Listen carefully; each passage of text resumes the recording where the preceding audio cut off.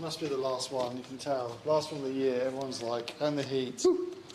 Everyone's like, nah, too hard.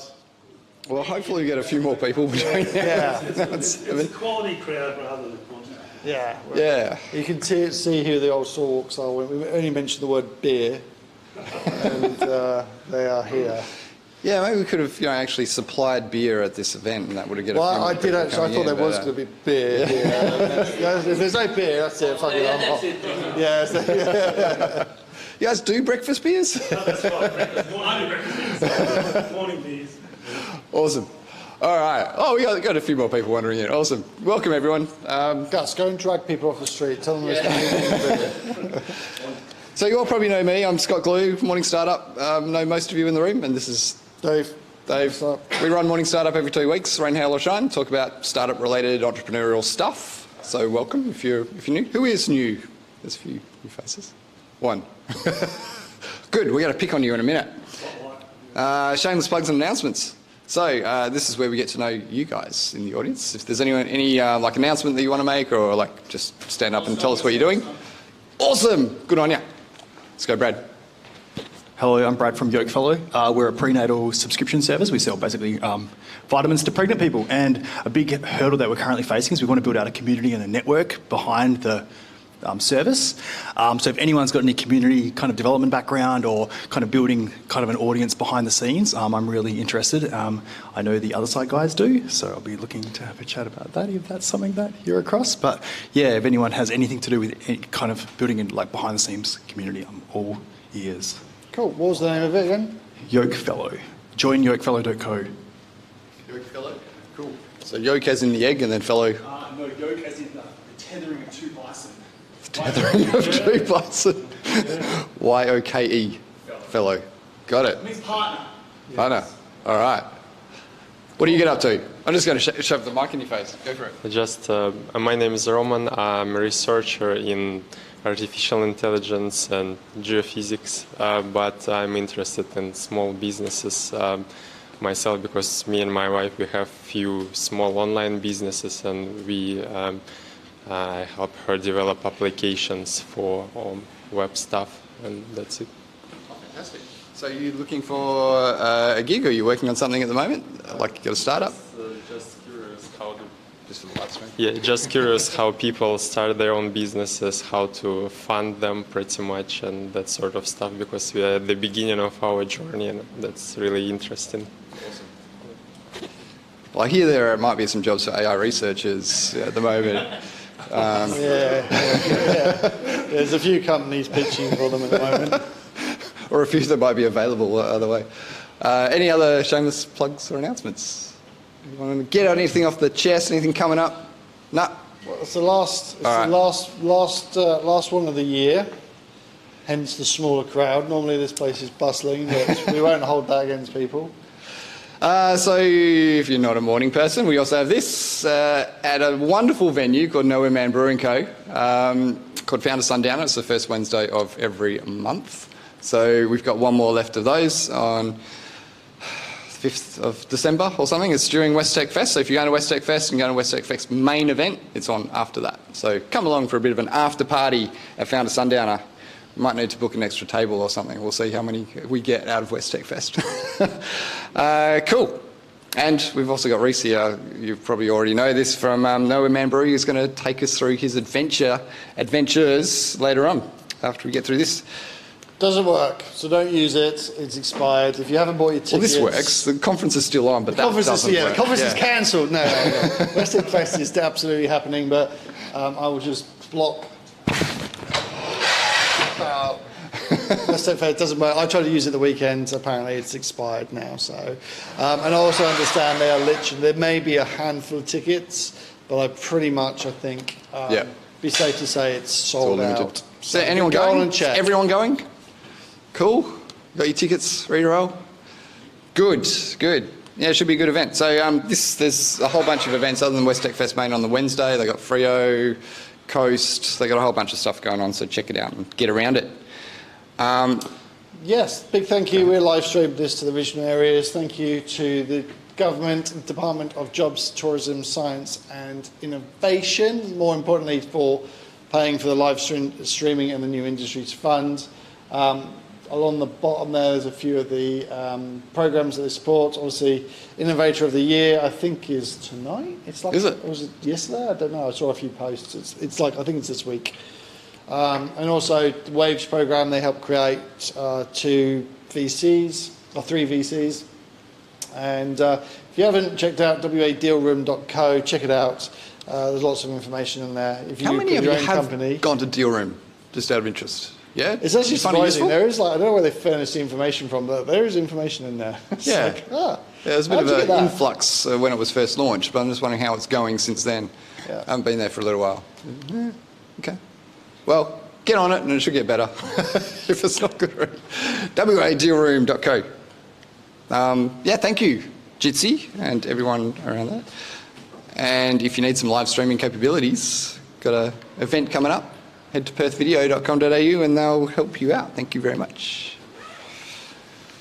Ammo Marketing, they've helped us out for a long time.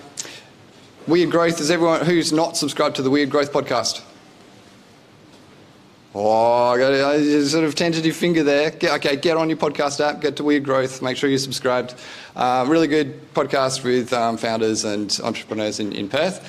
Also check out their marketing services while you're on their website. They're really good and know what they're talking about. Is it Matt Eichen? They hit 500,000 app downloads. Is the latest episode, which went out last Thursday. Was that from Token? The guys from Token? TOKN? No, WeMoney. Oh, WeMoney. Well, there you go. All right, Beecham Group, awesome recruitment company here in Perth. If you need a gig or need talent. We can't find your Check banner, it out. Glenn. Sorry, we did search. It's not around. Yeah, Space Cubed have nicked your banner. Or maybe he's nicked it for his own events. Big shout out. If you're in e-commerce, and I forget the short term for it, what's it called? 3PL. What's it stand for? Third party logistics. Ah, there you go. Thank you. Learn something new every day. 3PL. If you're after that, then check out Keep Space. Big thank you to Keep Spaces also for giving us some food at the end there. Yeah, we've got some awesome food at the back, so feel free to wander up and grab some whenever you like. We'll have half an hour of networking after this to feed yourself as well. And Tech On. Kylie. Poor Hayley, she's no Hayley's longer not there. there anymore, so we have to Yeah. get a picture of, stick a picture of Patrick or something on there. But A lesson to be learned, never make banners printed with your employee's face on that. But yeah, cool. So they have developers in Nepal. They're very, very cost-effective developers. Both Dave and I have used them and are using them to make various things. You know, even if it's internal apps or one of those things that you just don't have enough staff to do, it's a really handy service that they provide. So, and they're giving us coffee for free. So head out to Joey Zaz's and tell them you're at Morning Startup. They'll give you a free coffee. thank you. All right. We'll run through these. Couldn't do this without the love from Space Cubes. If you are looking for co-working space, check out this place, Riff. You got Fern a bit down the road, and then you got Flux or the end. And if you are in Sydney, then check out their new Parramatta, the Sydney Western Hub, and I think there's a few other places that they're now managing around the state. But a big thank you to Space Cube and the team. They give us this space for free, and we bring you in. Startup News, if you haven't subscribed, make sure you check out Startup News every Friday in your mail, in your inbox. A bit of nugget about who's doing what and who's sort of shooting goals. +8, check out the +8 cohort. They've got 2 accelerators, the pre-accelerator and the main accelerator. Good luck to anybody who's in the main accelerator for pitching in, is it a couple of weeks? Or when's Western Fest? A couple of weeks' time? Yeah, it's on the Tuesday night. They Yeah, got the demo so night. good luck in pitching, and I wish you all the best. Startup WA for big advocates of the startup ecosystem and in working with the government. And last but not least, Tech Board. If you haven't claimed a profile, go and visit Tech Board. Yeah, similar to Deal Room, chuck your stuff on Tech Board, make announcements and things like that. Awesome, cool. You can get in touch with us. We're Morning Startup on all the things. We're always looking for people wanting to do interesting presentations that the Perth startup community love to know. So if you're in that spot, give us a shout. Contact at morningstartup.com. And that's formalities out of the way. Yeah, okay. We will still be Maybe doing it in recent- years to come.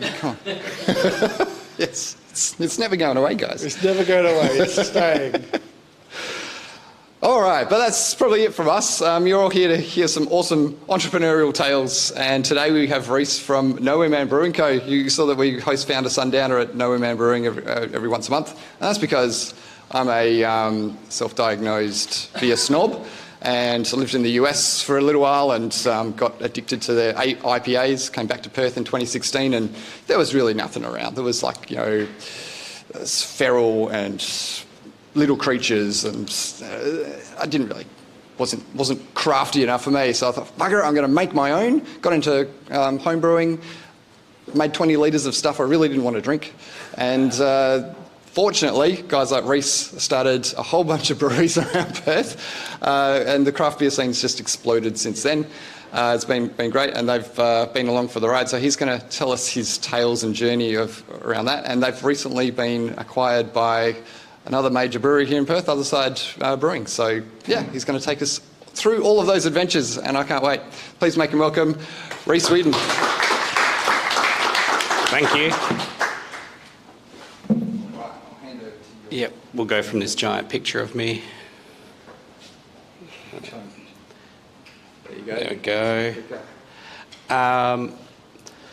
Right, well, welcome, I'm Reece. Yep, it is great hosting the Founder Startup drinks every month at Nowhereman. I don't often get a chance to mingle. When I was working the bar there, I mostly was clearing their glasses and running food. And these days, I don't work nights anymore, so I completely miss them. But yeah, welcome to my talk. It's fairly fitting. I have this beautiful piece of artwork that we'd spent the better part of 3 months having our graphic designer redesign some internal signage for the venue, acknowledging that we didn't have enough internal signage. And I reckon maybe 2 weeks before it was finished, we'd started conversations to merge, and the artwork has been shelved. So I pull it out as much as I can, because the beautiful sign that we were about to pull the trigger on having commissioned and installed is never going in. But a little bit about me. I founded Nowhereman in 2012-ish. I spent a long time looking for a site. It's one of those things when you're doing hospitality, doing brewing, the location is very difficult, particularly back then. No one really knew what you did. No one knew what you needed. Strong gas connection, good power, foot traffic but not high rent because you're obviously doing a commercial activity. Very complex. I've been, managing director, CEO for that entire time, and for a big chunk of it, I was also venue manager running the actual hospitality side of the business. That is, I suppose, a big part of my passion, is running venues, interacting with customers, and certainly over the last 2 years as I've not held that role, certainly it's not quite as fun. A lot more spreadsheets and a lot less just banter. And I suppose prior to that, my background is student experience, welfare and events. I worked at Curtin Uni for probably over a decade, on and off, leaving in 2016. And so I'd sort of had solid experience sort of engaging with people and bringing them along for the ride. So that was fairly good experience. Also, while working at Curtin, I also ran WA Beer Week and a few other craft beer related things. I founded the first ever craft beer festival in Western Australia back in 2011. Basically, I had this idea all the way back then, and very much I understood that the industry was actually not mature enough to do what I wanted to do.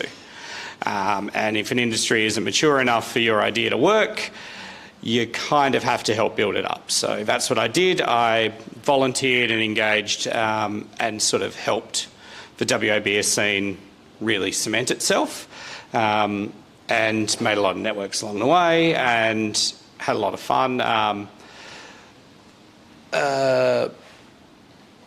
And I will say when I opened Nowhereman, it was the first time in my adult working life I held one job. No volunteer positions, no committee positions, just Nowhereman. Ignore the fact that I held 3 jobs internally, but it was the only time in my adult life I've committed to just one thing. And it's because it took a lot of work. So for founders, whether you're starting an app or building a brewery, only what you build, you're building it from nothing. Founders are always building something for nothing. We're founding something. It's, I think, something a lot of other people don't quite get. It is starting something from scratch is a lot of work. So for us, this is what Nowhereman, or the building Nowhereman currently occupies, looked like when we first walked in. It was sold office furniture, had false ceilings. For anyone that's been there, obviously this is literally where the table that Scott's photo was taken at that he showed earlier. So we've got beautiful front windows now, no false ceilings. We gutted everything. Started with an empty shell, then had to obviously chop a lot of the concrete up. It's one of those things you never really think about, the thickness of concrete. We had it tested by engineers to make sure it could hold our tanks. It's like, great, it's super thick, that's amazing. And then you go to cut it and it's like, oh great, it's super thick. Yeah, cool. So yeah, it was a lot of work. Again, building something from absolutely nothing. This photo shows the brewery not even fully installed, just upright. And that was a big deal. But yeah, obviously, starting anything, I will say certainly starting that business was the hardest part of the business. We took that lease in December 1, 2016, and were open in late July 2017. So that sort of 7-8 months was very much the most intense time of my life. But yeah, something that no matter what you're doing is difficult. We chose to grow organically. We've never gone out for additional cash. We grew at a pace we could sustain. We hired at a pace we could sustain. Most of these pictures are all sort of pre-COVID as we were growing. We undertook a rebrand in late 2019. That was a very big deal for us. Took a long time to develop that rebrand. We'd moved away from our long-time design firm and shifted across, and yeah, sort of never looked back. We were very happy with our rebrand and continue strong. I'm just going to quickly touch on COVID. We were growing organically really well, and we hit COVID. We used the lockdown to stop and assess the business. We're like, okay, cool, we've been growing quite nicely, sustainably, but still, not slowly. What do we do? And we stopped and paused. We were hoping to have a little bit more time, but yeah, we were very lucky. A lot of breweries weren't putting their beer into pack prior to COVID. We had literally just begun going into pack in December 2019, I think. So we had a bunch of canning dates already locked in with a mobile canning line, and were able to get a lot of beer out. Those days that we were meant to be like 1 or 2 hours of canning became an entire day, and we flipped to have a lot of our stock going into pack. So we weren't stuck having to dump tanks of beer. We did have to dump a bunch of, not really any kegs, but you know, a handful just for efficiency's sake and freshness, but not much at all. And I always look back on that time and think, imagine if every small business could just take 3 months paid development leave. Like, imagine if there was long service leave for a business. Just government funded. I think the innovation we would all create for that time off would be phenomenal. It's hugely underrated. Time off to actually work on the business without worrying about the day-to-day. Now we hit the unsustainable part. Post-COVID boom. Western Australia was basically the only place open. Perth was the most vibrant city in the world for a few months. We had probably the only beer festival in the world over that time, and pack and keg absolutely exploded. It helped also that all the major breweries based on the East Coast weren't able to produce, had wound down staff, had dumped millions of litres. So that when Perth reopened, craft was actually the most accessible beer product available to hospitality. So there was sort of two things there. There was one, a huge boom because people had a lot of money and nowhere to go. A boom from retailers and from hospitality because one, they were flat out, and two, they just bought whatever they wanted to buy. So that is very much the start of our small foray into unsustainable growth. But I would say for most of breweries in the country, this is where the wheels fall off. There's a lot of investment and, thinking that, I'll be honest, it matched up with where things were heading in 2019. By the time everything sort of reopened late 2020, and heading into 2021, it's not like it wasn't within most people's forecasts of the actual trajectory of craft beer. So it's, yes, there was like a few months there where you sort of skipped and just went back much, much higher, but it's not like it was so much higher that it looked like a blip when you track it across a spreadsheet. Yes, there was a huge drop, but it certainly looked to still be sustainable growth, just increased growth. And, we were at this point still pretty much close to doubling every year. And now we're going to talk about something that I think impacts absolutely every business, the valley of death. I don't know what it's called in other founding and app worlds, but certainly in beer, it's the valley of death. For beer, it's that time where you need to grow literage to be efficient, but to grow literage, you need to hire staff, and that's unprofitable, and you basically have to sit and hope that at the end, you are going to hit those targets. So for any startup, it's if you say you're sitting at home, you're developing something, you start taking on a team,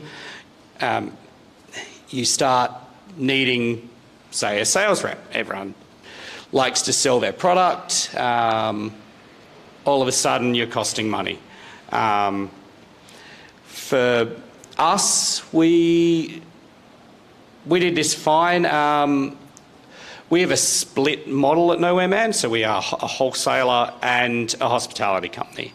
Our wholesale side has generally been the one growing and absorbing the money to help it grow. Hospitality, not so much. It is insanely sustainable, keeps everything super smooth within our business.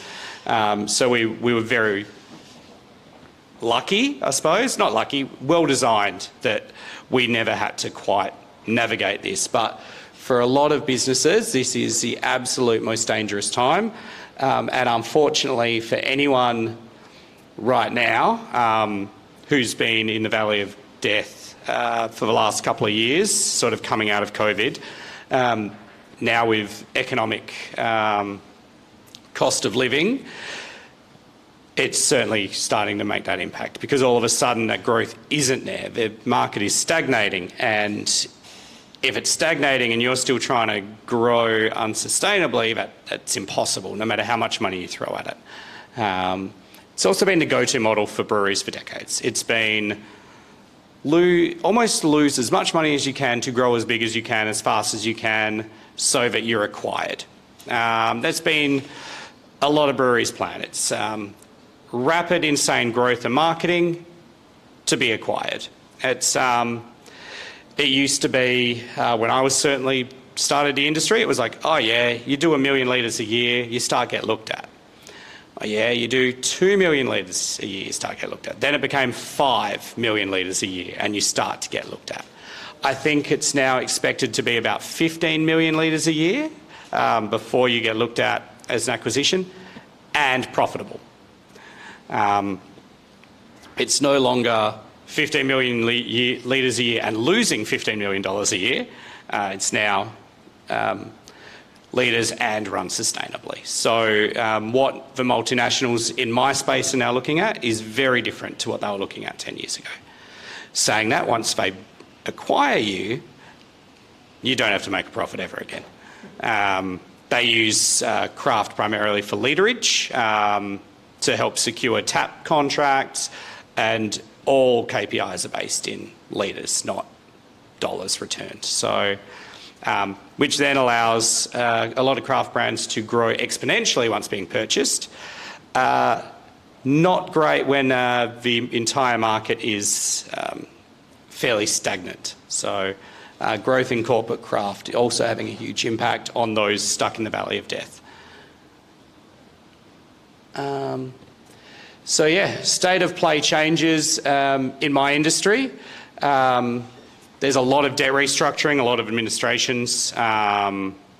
It's not been, it's all been slower than I've been expecting, to be honest. But generally, cost of living is crunching spending, inflation's driving up cost of goods. So the cost of a pint of beer now costs significantly more than it did 18 months ago. But you're paying maybe 20 cents, 50 cents more max a pint of beer. It should be more like $1.50, $2 more a pint to actually reflect everything that's changed in terms of a back end, whether it be logistics, raw ingredients. On the East Coast, they're a bit more exposed to electricity price volatility. WA is much better in terms of price of electricity here. Just when we first opened, I actually did a survey.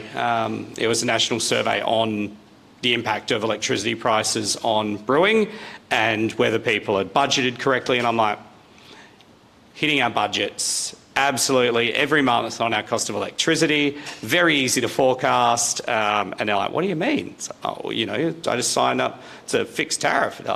Oh, okay. So very different. But yeah, those stuck in the valley of death. Yeah, I think there's going to be a lot more administrations in our industry. I'm just going to go back to this one because it's pretty while I talk. That's basically what's happened up to date in a nutshell. You know, obviously I've done a lot more things, running the venue, building it up, building up the business, but we're mostly here to talk about getting out of the business. So it all kind of starts, I'll give a shout out to Full Colour Life. They are a new sort of business coaching and development outfit out of Melbourne, specialising in brewing and hospitality. Their founder was also the founder of Two Birds, one of the founders of Two Birds Brewing. And when I was in Melbourne for Good Beer Week in May, I went to a founders startup. No different to the founders startup at Nowhereman, but brewery founders only. It was amazing. It now runs several times a year, and I think I cannot put enough weight on how important interacting with other founders are. You're all obviously here, so you've drunk that Kool-Aid. But even it's made me think about communicating with other founders in other industries as well, because it's so good. And I've picked Jane up as a mentor, and I again cannot rave highly enough about how important it is to have someone, whether it be a coach, a mentor, that touch point to check on what you're doing. Again, reasonably lucky. Jane had been through a buyout a few years ago and actually ended up with an additional buyout after this. So, but yeah, only a founder knows what a founder does. People ask you what you do. It's very hard. It's like, well, I was doing some accounting, I was doing some coding, I was doing some staff management. It's hard. But when I went to that Founders Sundown, I spoke to a lot of people who I've known for over a decade. They'd never once talked actual in-depth business with. It's usually conversations at awards dinners. It's like, great, how you going? And instead it was proper, prompted, actual business conversation. And we all shared a lot of experiences in a really sort of, I suppose, safe space. It is that important thing. And I discovered that, someone with a $30 million plus company has the exact same switch off strategy to me. So we literally were talking about the exact same pressure points, and it's like, oh, okay. One, this doesn't go away with size. That was quite depressing to find out. But two, what I was doing was, clearly valid, and it reinforced that we were doing fine. It was actually very reaffirming for us catching up with other founders. Our business, like I say, has always been run and grown sustainably. Take away a little bit of 2021. And that sort of founders chat actually led then to more founders chats when I got back. I realised I got so much out of that interaction that I really should actually utilise my networks here in Perth. Otherside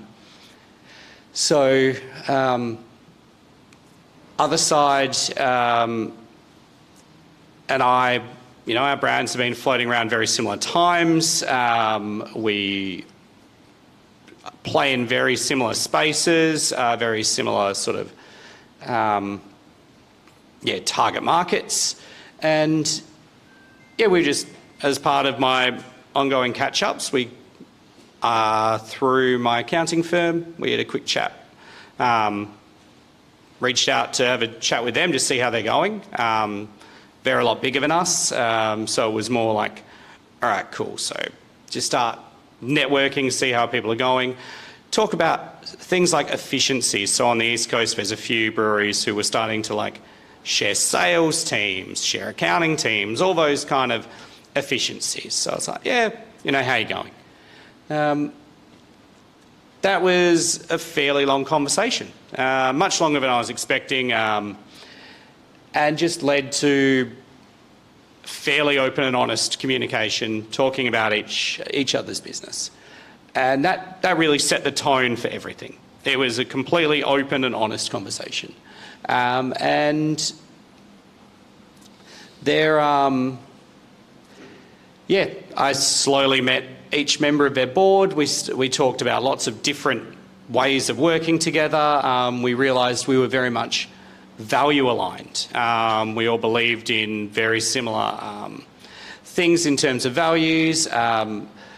We also started to realise we were strategically aligned. We'd both were heading in similar directions, had made similar calls on our businesses, had both clearly seen the writing on the wall of where our particular industry sits.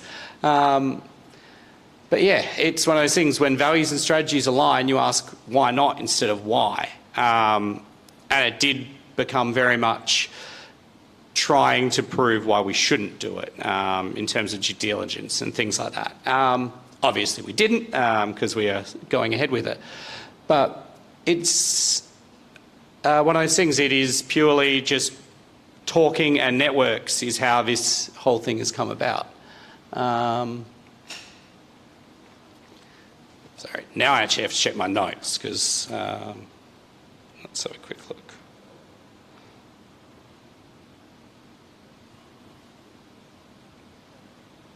Oh, yep. Cool. I'm not up to my notes yet. But yeah, now then, making a merge happen. I can tell you, well, you have to sacrifice because you're giving up your part of your business, part of your autonomy. Compromise. Neither side are going to be happy about every aspect of a merge. Never. And if someone is, it's probably a one-sided deal. Due diligence, obviously. Trust and honesty. If you're going to be in business with someone, you have to trust them and you have to be completely honest. That's probably the main thing. If you can't go through the processes of a merge or acquisition and feel that there's not everything's being said, then when you start working together, not everything is, then you expect that that's going to continue. Unified vision, again, you want to know what each one's path is for 5 years' time. Because if you're going to work together, but you're giving up autonomy, you want to make sure that you're not stuck doing something you don't want to do. Value alignments and ability to let go of control. I think that's a big thing in startups, in anything that you found. It's, you know, it happens. You get very attached. You live and breathe a brand or a business for a long time, and you don't know where you end and it begins. And then I get asked a lot of questions. I get asked all sorts of random questions from different people, people in the industry versus people I know casually versus people randomly on the street. Generally, it's like, are you happy? Actually, the biggest one I get is congratulations with a question mark. Definitely the number one thing I get. People like don't want to assume. I very much think it is congratulations. I'm very happy with the deal. But yeah, most people sway to the negatives, funnily enough. There's not many people who say, who jump out of the gate and say how great it is. They're like, oh, you know, it's sad for the brand. It's, oh, you know, I'm a bit, or, you know, are you okay? And it's like, oh, no, it's a merger. It's a growth of a business. But I don't think people, again, not having founded things, not quite as positive. I talk to people in the industry, and funnily enough, like the more senior people are in, say, the brewing industry, the more positive they are. They're like, oh, great move, super clever. But then like smaller breweries, like, oh, are you okay? I think because they're still in that that state where they are so married to their brands. I've had the Nowhereman brand since 2012, maybe earlier, and the logo since 2013. It's tattooed on my body, but I'm fine to merge it. It's a thing. Yeah, so I suppose why do it? There's only so far anyone can go on their own. I am a sole director. I've navigated a hospitality and brewing company through several very tumultuous years, both in good and bad ways. You know, we've had some huge highs and some huge lows. And there's only so much one person can do on their own. It's pretty tough. If you want to, you could go out, look for your own financial backers, or almost you could inherit them through merging. You're basically becoming part of someone else's company with more resources and more backing, more support. You can grow in a financially sustainable way. So it's not going out to market. It's not, yes, you're, depending on how you structure it, you're either getting cash or for us it's sort of a script deal. But it's a sustainable way. Diverse experiences and skills. I have a lot of skills that necessarily aren't at Otherside, and Otherside have a lot of skills that we don't necessarily have at Nowhereman. Our general manager's already sort of working across both businesses in a new sort of sales leading role, and she's brought amazing skills over to them already. Combining costs, staff, administration, sales reps, all those things that can lead to the valley of death. Again, if you're trying to grow, all of a sudden you're merging with someone else and you get to pool those resources. Certainly in beer, I will say it's tough. There's so many brands, and if every single brand has one sales rep, that's potentially 100 reps calling on one bar every month. Well, every week potentially. It's absolutely insane, the saturation, and there will be a point where people don't want just to hear from that one person with that, you know, 2 products. They'll want one person with a suite of brands, which I get to. A suite of brands in any industry is stronger. One person selling multiple things, you know, is so much better. Obviously, you don't want them to necessarily be super competitive. You want to situate them differently, but it does create strong strength. It's something, as a company, we're actually working towards. Separate to this deal, we'd actually been working on 2 completely new brands anyway, for probably launch mid-next year, because we'd identified that you need to be more than one thing. Now, why doesn't everyone do it? Pride. Yep, it's, you know, we don't need this. Over-attachment to brand and business. Again, it's that thing. They are... A lot of people, you put in your blood, sweat and tears. It's very hard to give that up. In too deep. Yep, sometimes you just can't get out because it's not going to get you out of whatever you've gotten yourself into. You're in too much debt. You're, you know, you're already too far down the rabbit hole. It's just not a thing that can happen sometimes. High backer expectations for anyone that has, you know, external funding. That can come with a lot of pressure to deliver returns, and sometimes there's a lot of things outside of everyone's control, and more important. And so people feel that pressure and don't make say short-term decisions that could negatively impact price, even though long-term strategically it's going to actually be a better return. That's a very hard conversation. Mental headspace, which is kind of similar to in too deep, but your business may actually be perfectly fine. You just might be doing 4 different roles and you don't have the capacity to even think about a merge, a sale, writing an exit plan, thinking of an exit plan, setting an exit date, or even a date where you start writing an exit plan. We had a loose exit plan. This is not it, funnily enough. But it's one of those things, we never really thought about it. And we didn't give the time and attention we needed to for having an actual formal exit plan. They might just be successful. But again, I don't think being successful is any reason not to merge or sell out. Lack of networks, I think for us, clearly it was knowing people, it was engaging with other people to build that relationship to exit, and then letting people down, which goes with mental headspace, high backer expectations, over-attachment to brand and business.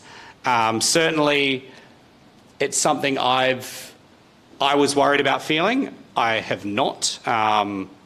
But certainly in the early negotiations, I'm like, people have invested so much in my brand. Am I letting them down?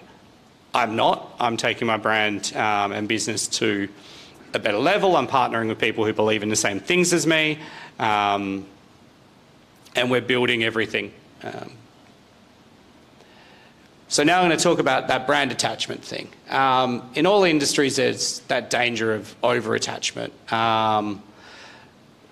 It's hard being a small business. It's hard being a brand.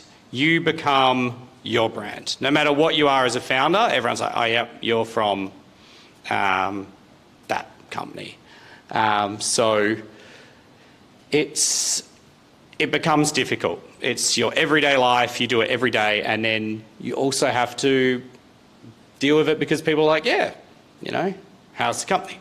How's the company? So there, certainly in beer, it's a lot of small businesses with a lot of families attached. There is that deep, passionate connection. These are passion projects. People enter beer because they love beer. I did it mostly because I love hospitality and beer. But so how do you then exit? How do you let go, even when you start seeing the writing on the wall that things aren't going great? And I think that's the troubling trend, certainly in my industry and potentially others. It's small operators who drink their own Kool-Aid, who are just unwilling to let go. They're single-minded in their brand is the brand, their product is the product. And that's not going to help with an exit, it's not going to help with sustainable growth, and it's not going to help with your personal value of yourself. Say all of a sudden your downloads drop, or for us, our sales drop. That then becomes a personal reflection on yourself if you're too connected to your brand. And it's that same reason I think a lot of people struggle with exiting or struggle with sales. It's an unhealthy relationship with brand. Staff at small businesses. A sale does involve letting people go. It's not fun. You're a small team, you're a family. It's very much difficult. But it comes with the territory of running a business. So there's that. Doesn't happen overnight. We met in July. We announced based on a non-binding agreement in late August. That was it, non-binding agreement. Regulatory approvals are still pending. It's not even settled. I'm here talking about a deal that is not finished. I'm assuming will be by the end of the year, but there are still very much things to tick off. You also have to keep doing your normal job with the addition of all the work to merge, join, wind up, sell.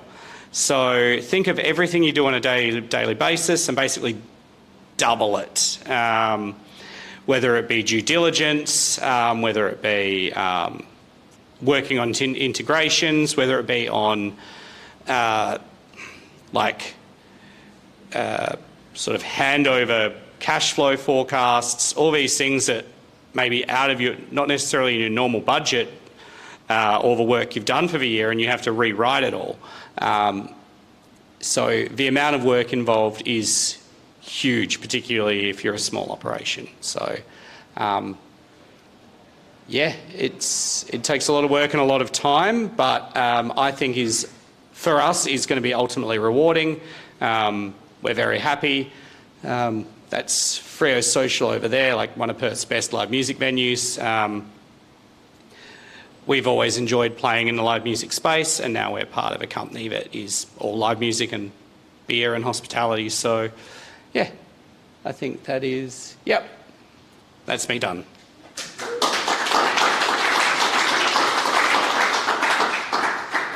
Thank you very much. We've got time for a few questions.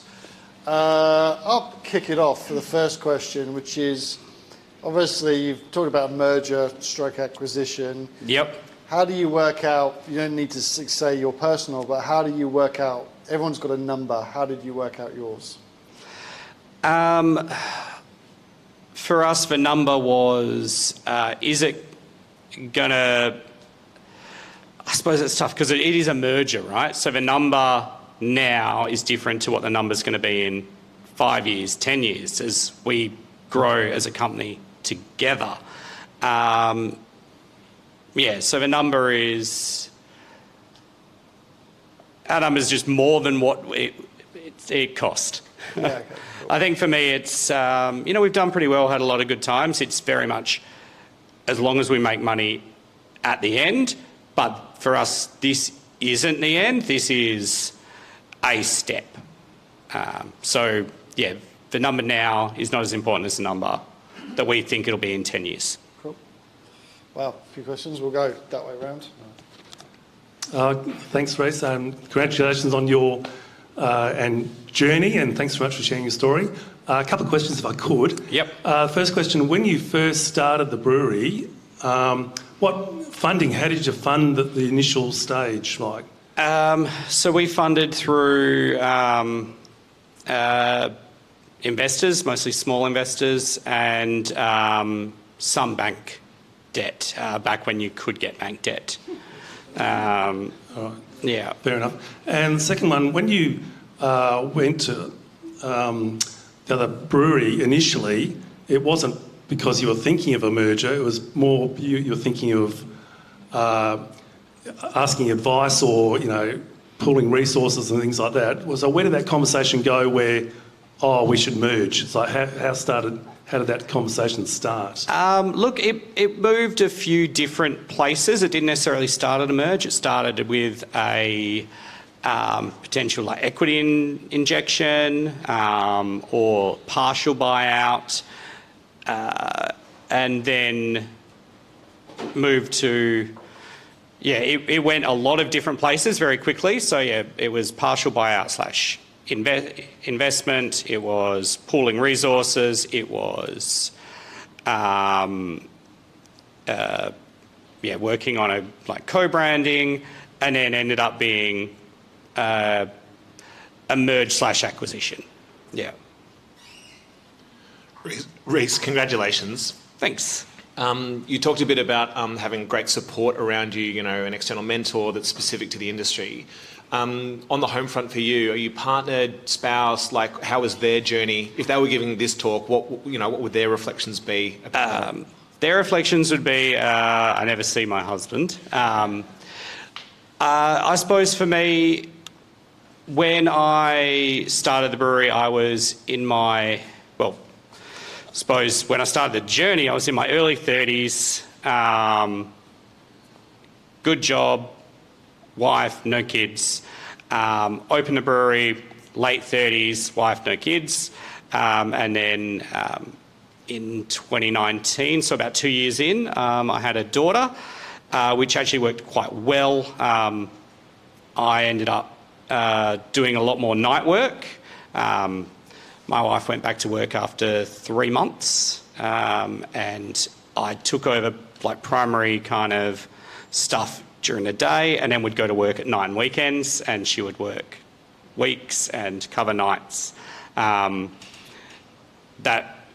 was reasonably unsustainable. We're very lucky. I suppose we had COVID through there. Both of us were classed as essential workers, so neither of us actually got any time to work, except from working from home. We were both working that full time.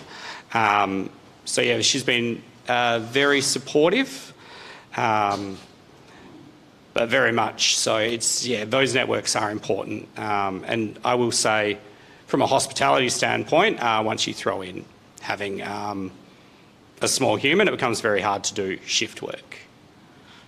Yeah. Thank you so much for sharing your journey and experience, and it's really great, and congratulations, of course. Thanks. So you briefly mentioned about skills and the skills difference between you and the company that acquired you, and Yep. Could you comment a little bit about skills you have and the differences and things like that? Yeah, well, I suppose I'll put their skills out there first. Their board is basically a lawyer, 2 accountants, and a marketing executive. There's a range of different experiences, but for me, I've been in beer a lot longer than them. Certainly my specific industry skills in terms of networks through craft beer, understanding of markets and hospitality. I've got that more hospitality side. They've got the sort of high end. So I suppose the difference in skills would almost be like, even though I've been CEO, I've always kept a very ground level skill set, which is what I'd take over to there. Yeah. Any more questions? Thank you. One back here. Hi. I had my own hospitality business that I built from scratch and sold myself, so I feel everything that you said. I didn't merge though.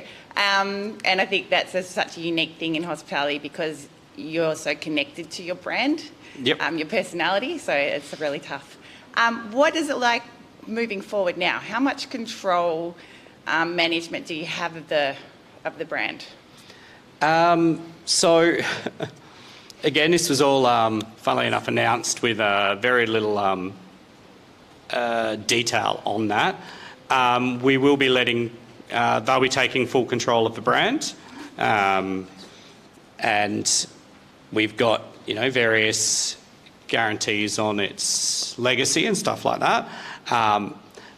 But generally not too much. I'll get sort of the same control as any other board member, and that's about it. So I am literally giving it up to someone else to take control of and dictate the direction it goes.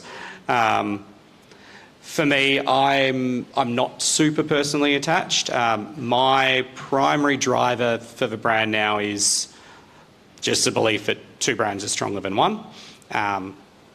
But generally, yeah, I am letting go of control of my brand.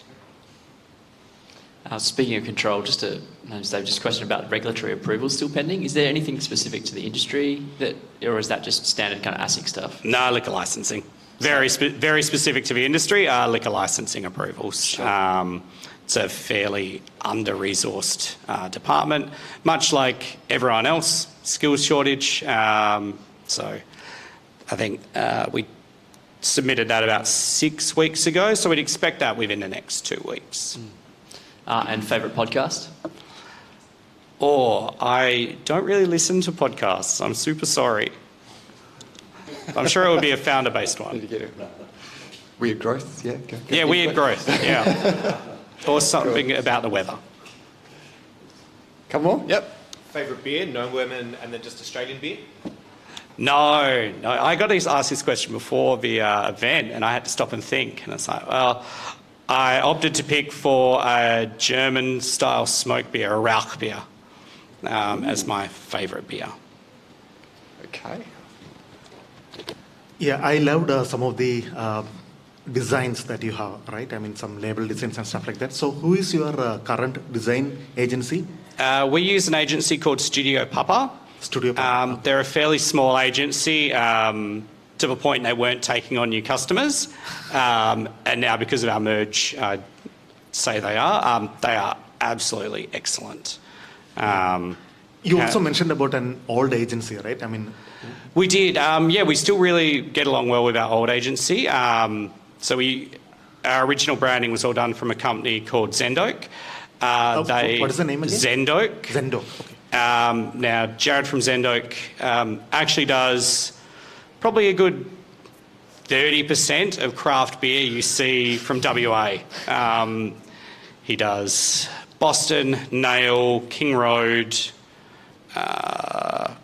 He does a distillery as well. He did some work for Feral maybe. Basically, yeah, he is ever since we used him, we were the first beer brand to use him. He is now the go-to designer for most beer labels in WA.